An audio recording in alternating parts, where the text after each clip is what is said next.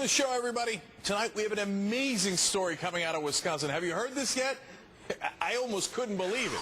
You know how we've been telling you about how the billionaire Koch brothers were financing Governor Walker and his attack on the middle class? Well, Ian Murphy, the editor of the alternative online magazine Buffalo Beast, prank called Governor Walker in Wisconsin pretending to be one of the brothers, David Koch. And are you ready for this? Walker bought it. He took the call and chatted with the fake Koch brother for 20 minutes. The guy, he says he's not going to talk to anybody. He's like, oh, the Kochs are calling? Oh, that's my boss. I got to pick it up. 20 minutes. His office confirmed it. I couldn't believe it. It's an amazing look into Walker's thinking. We hear Walker, in his own words, giving details of how he plans to cripple public employees in his state. Now, we're going to give you a whole breakdown of the tape in 1 second. And wait till we get to the part about baseball bats and parties in California. But first on the call, Governor Walker wasted no time threatening worker layoffs. I've got layoff notices ready. We put out the at-risk notices. We'll announce Thursday. They'll go out early next week, and we'll probably get 5,000 to 6,000 state workers will get at-risk notices for layoffs. We might ratchet that up a little bit, you know. Yeah, ready with the layoffs, 5,000 to 6,000. I'm going to ratchet it up. But that's not fair.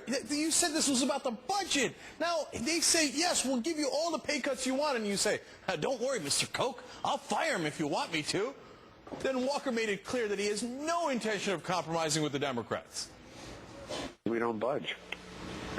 If you're right, you stay firm. And in this case, you know, we say we'll wait it out. If they want to start sacrificing thousands of public workers who'll be laid off, sooner or later, there's going to be pressure on these senators to come back. We're not. Beautiful. So, of course, he says right there, we're not going to budge. We're never going to budge. We're going to make sure they budge. Next, the governor told the fake Koch about a plan to get the Democrats back to Wisconsin by saying he'll talk to them. But it turns out it's all a trick. Watch. I would be willing to sit down and talk to him, the Assembly Democrat leader, plus the other two Republican leaders. Talk, not negotiate, and listen to what they have to say. If they will, in turn, will only do it if all 14 of them come back and sit down in the state assembly. He says, look, I'm not going to negotiate with them. I'm just going to talk. I'll have them come in and yell at me for an hour. But in reality, once they're in the state, he's got a plan that he's ready to unleash that says, oh, once you've agreed to it, I don't care if you recess or you don't recess. The minute you step in and you take that first action, well, we've got quorum and we can go ahead with our plan. It's the whole thing. It's to trick the Democrats into coming back. He's telling them one thing, but he's telling the Koch brothers, don't worry. I'm going to do something completely different. Now, the Democrats can't fall for that, can they? All right, look, he doubled down on his refusal to negotiate, and the fake Koch used the opportunity to give the governor tips on how to deal with the Democrats. Wait till you get a load of this. So my sense is, hell, I'll talk. If they want to yell at me for an hour, you know, I'm used to that. I can deal with that, but I'm not negotiating. Bring a baseball bat. That's what I do. I have one in my office. You'll be happy with that. I got a slugger with my name on it. Beautiful. These guys, Al Capone, walking around with a baseball bat, talking about how they're going to take care of these guys. I mean, look, it's a fake Koch brother, and he's feeding him, and he's seeing if he's going to take the bait. And Walker steps up and goes, oh, yeah, grab the bat. Let's go. Where are we going? Then toward the end of the conversation, Walker started talking about how he was setting the example for other states and setting the agenda to bust unions all over the country. I talk to Kasich every day. You know, John's got to stand firm in Ohio. I think we can do the same thing with Rick Scott in Florida. I think Snyder, if he got a little more support, probably could do that in Michigan. I mean, you start going down the list. You know, a lot of us, there's a lot of us new governors who got elected to do something big. You're the first domino. Yep. This is our moment. You get what he's saying there?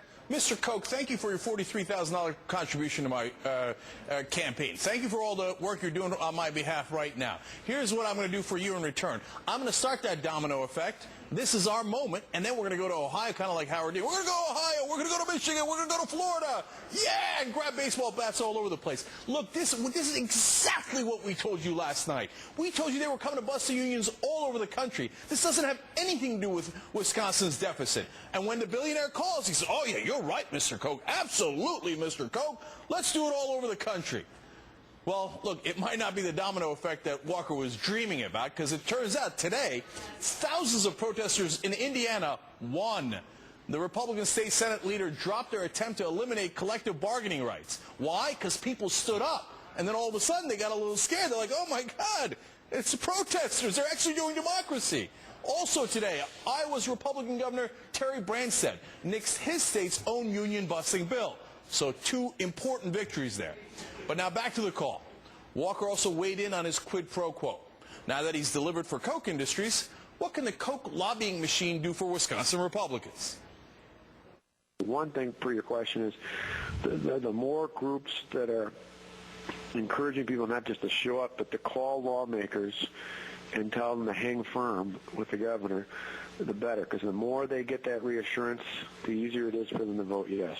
Right, the other thing is more long-term, and that is after this, in the coming days and weeks and months ahead, particularly in some of these more swing areas, a lot of these guys are going to need, they don't necessarily need ads for them, but they're going to need a message out reinforcing why this was a good thing to do for the economy, a good thing to do for the state. So to the extent that that message is out over and over again, that's obviously a good thing. All right, you get what's happening there? All right, we need reassurance for the Republicans, okay? How are you going to get that reassurance? You're going to get ads. You're going to have to give us a little bit back for what we did for you. And finally, the fake Koch dangled a reward in front of Walker for all of his hard work going after working Americans. Well, I'll tell you what, Scott. Once you crush these bastards, I'll fly you out to Cali and really show you a good time. All right, that would be outstanding. That would be outstanding. Parties in Cali. They're going Tupac style. They're like, yeah, after we're done with the bets, we'll go to California, grab at least a couple of brews. Now, you see how all this works? Walker gets campaign cash and help with ads from the Koch brothers. Then he takes out his bat and goes to work on the unions and gets rewarded with parties in California, more ads, more reassurance. And the cycle goes round and round, and you get screwed, and the middle class gets screwed, and the Koch brothers get richer. And if you didn't know, now thanks to that tape, you know. And joining me now is Wisconsin Democratic State Senator Chris Larson, one of the 14 Democrats that the Governor Walker thinks he can intimidate. Well, you heard the tape, and on the tape he says, oh, these guys are weak. They'll bend. I won't ever compromise, and I'll trick them into coming into the state. How do you respond to that?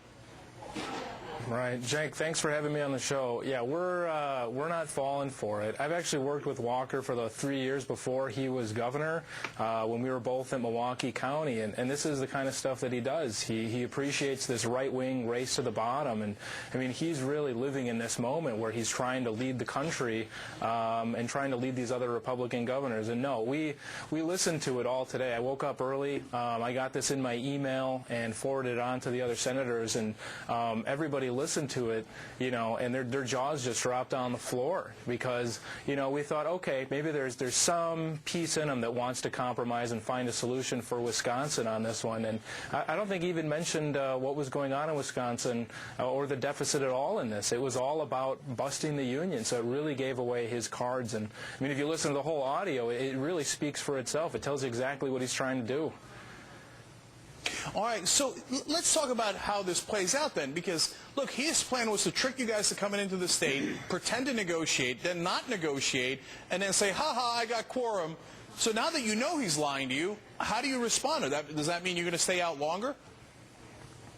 Right. Well, I think if anything, I mean, the Democrats, we weren't going to be coming back until this backwards budget bill was pulled off the table. But I think, he mentions in that call, and you might play this clip later, where he's talking about the Senate Republicans who are getting shaky because we've had tens of thousands of people coming out and marching on the Capitol. We've had 6 days straight of public hearing where people are talking about the effects this has on them. And so they're the ones who are really getting shaky, and he's had to call them each night to make sure that they're not falling the way. Well, I don't think they're going to be taking his call tonight. I think that they're going to be coming back to the middle and saying, look, this guy doesn't even care about what's going on in Wisconsin. He's trying to impress some billionaires. He's trying to impress some other people in other parts of the country, and we need to worry about our friends and neighbors back home that are going to be devastated by this. So I think those are the ones who may end up being shaky, but no, we're pretty rock solid against this. All right, now to that point, I actually want to play you a clip where he talks about Ronald Reagan, because it goes to a state of mind. Let's play that for you. I stood up and I pulled out a picture of Ronald Reagan, and I said, this may seem a little melodramatic, but 30 years ago, Ronald Reagan, whose 100th birthday we just celebrated the day before, had one of the most defining moments of his political career, not just his presidency, when he fired the air traffic controllers. And I said, to me, that moment was more important than just for labor relations or even the federal budget. That was the first crack in the Berlin Wall in the fall of communism. I said, this is our moment. This is our time to change the course of history. This guy thinks he's changing the course of history. He thinks he's the Gipper, right? So is he playing to a national audience here? Does he not care what's going on in Wisconsin because he wants to project this image of being the next Ronald Reagan to conservatives across the country and to the Koch brothers? Right. I mean, he's got to be listening to them because he's not listening to the folks back in Wisconsin. It seems we've kind of seen this before where Republicans try and emulate Ronald Reagan and do impersonations of Ronald Reagan, and, this just kind of puts that right up front that that's all he's trying to do is trying to relive 8 years of Ronald Reagan or 4 years of Ronald Reagan. And, this is not what people are talking about back home, This is something where we're trying to solve some budget problems. We're trying to move forward, and he's trying to play out this Republican fantasy where he can outright wing the right wing, where he's trying to outdo Christie over in New Jersey and Kasich in Ohio, and I think he mentions in this call too where he's trying to talk about how a Republican governor doesn't want him there because of what he's doing here, and people would elect him governor there. So it's really sad that this is where it's going. I mean, there's serious problems back home. I'm getting calls from friends who are concerned about their jobs, people who are teachers, and he's off doing this. Instead of taking calls from make-believe billionaires, he should be listening to the folks back home. All right, State Senator Chris Larson, thank you for your time tonight. We appreciate it. Stay strong. Stay strong. Thank you. Thank you. Now, let me turn to Lee Fong from thinkprogress.org, who's been investigating the Koch brothers. He's been tracking this all along. Lee, first, this isn't isolated. Tell me a little bit about what the Koch brothers did to set up shop in Madison, Wisconsin after Walker's victory. Well, in addition to hosting tea parties and bringing folks out to support the governor, they actually opened a new government affairs shop, which is, basically lobbyist talk to a lobbying office. They hired 7 new lobbyists. They're really expanding their operation to take advantage of a very friendly government there. Yes, and what are they trying to get, you think? I mean, obviously they've already got the thing where you want to bust the unions and they want tax cuts, etc. But talk to me about this possibility of no-bid contracts. Well, there's a line item in this budget. In addition to this collective bargaining issue, there's a line item that allows no-bid contracts so Governor Walker can sell off the state's power plants. Now, Koch Industries has a lot of oil and coal interests already in the state, so that's something that would be very good for their business. But here's the dirty secret about Koch Industries. Even though David and Charles Koch like to talk about being free market libertarians, the dirty secret is their entire business is based on government contracts. They basically started the company 50 years ago, their father, by building refineries for Stalin in the Soviet Union. In the Bush years, they got a no-bid contract to expand the Strategic Petroleum Reserve. And in the past few years, they've been using eminent domain to seize up land to build new pipelines. Why do you think they buy the politicians? Because they want to milk the government. It's the most ironic thing I've ever seen. Finally, real quick here, is this the quid pro quo you've been talking about and a lot of people have been talking about all along? Is this how the game is played? Have we seen that through this phone call? Well, absolutely. I mean, this call really showed the substance of what Governor Walker was thinking. You know, he was talking to David Koch, or what he thought was David Koch, like it was a supervisor. I mean, he was just giddy to spill his guts and to brag about how this is not about the budget, but about busting unions. You know, 2 months ago, David Koch actually met, the real David Koch, met with Speaker Boehner in the Speaker's office on the first day of Congress and threw a big party for all the new Republicans he helped elect. So, you know, maybe Scott Walker thought this was the same type of relationship that Boehner has with Koch. All right, Lee Fung, thanks for joining us tonight. Thanks for staying on top of the story. Very important. Turns out to be incredibly accurate, too. Thank you. Now, Republicans are demanding pay cuts for teachers. So why was it okay for bankers bailed out with public money to get raises? That hypocrisy is revealed right ahead. We also reveal the extreme agenda of the Republican governors throughout the country. We'll show you the amazing numbers behind their plan to transfer money from the middle class and poor to the very rich. And the heart-wrenching story of a mom who blames her son's suicide on a kickback judge who's been convicted of racketeering in a plan that sent young people to for-profit detention centers so they could all get paid. My kid's not here. He's dead because of him. He ruined my life. She's going to join me live to tell her story. We'll be back.